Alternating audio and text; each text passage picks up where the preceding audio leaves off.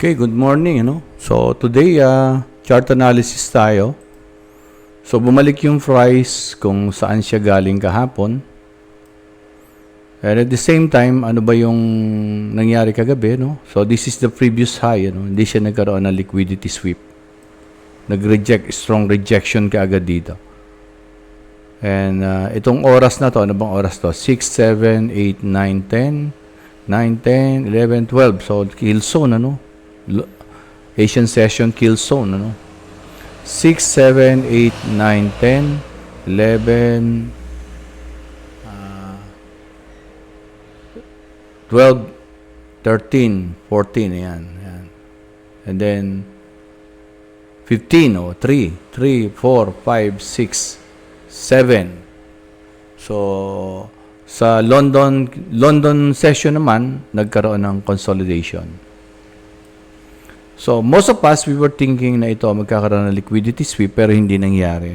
Ano yung idea na ito ay babagsak na siya? Dahil nag-hold yung area na to. So, kung mapapansin nyo yung candlestick na to, itong mga candlestick na to, may mga wick. While this candlestick, wala na siyang wick dito. Wala na rejection yung buyer. Di na nag-reject yung buyer. Ito, nagre-reject yung seller, pero dito sa ilalim, hindi nare-reject yung buyer. So, one reason kung bakit siya bumagsak din, One indication na kaya siya bumagsak.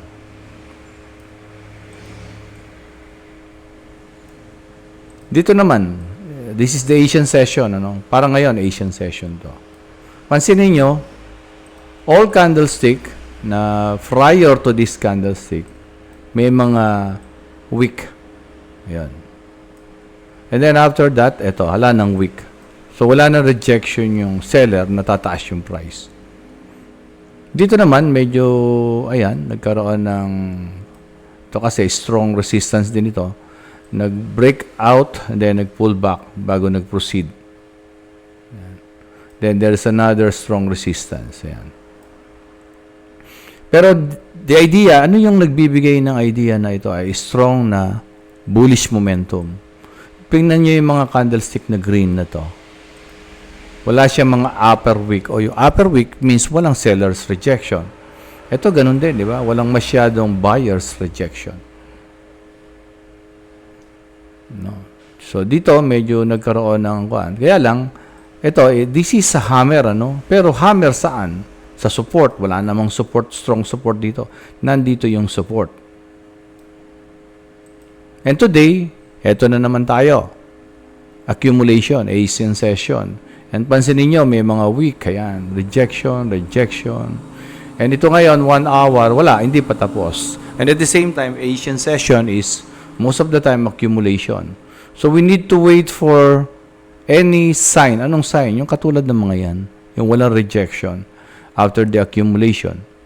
Sa ngayon, ang bias ko dito is bearish pa din. Why? Because of this fair value gap, and order block. And ano market structure nito sa 1 hour na to, ito yung impulse na to. This is the lower low, higher high, possible lower high, and possible higher low. Ayan, possible higher low yan. Kaya medyo ito ngayon, ingat kasi bakit? This area is a strong support. Although na may fair value gap dyan, unti-unti niyang dinadrive yung price dyan, hindi naman kaagad dyan yung parang bubulusok lang. So we wait for the price siguro na mag-breakdown dito, and then if there's a pullback, maaaring ito ay Asian kill zone, pullback ng London, then New York, pwedeng ganon. We don't know. Probability lang naman yon. So, ang magiging sign natin, yun nga, yung mga candlestick na ipakikita niyan, depende kung nasaan sila. Katulad nito, hammer pero wala sa tamang support, invalid siya. Good luck and thank you. I hope na ma-share niyo yung video na to and then makapag-comment kayo at makatulong sa video na to. Thank you very much.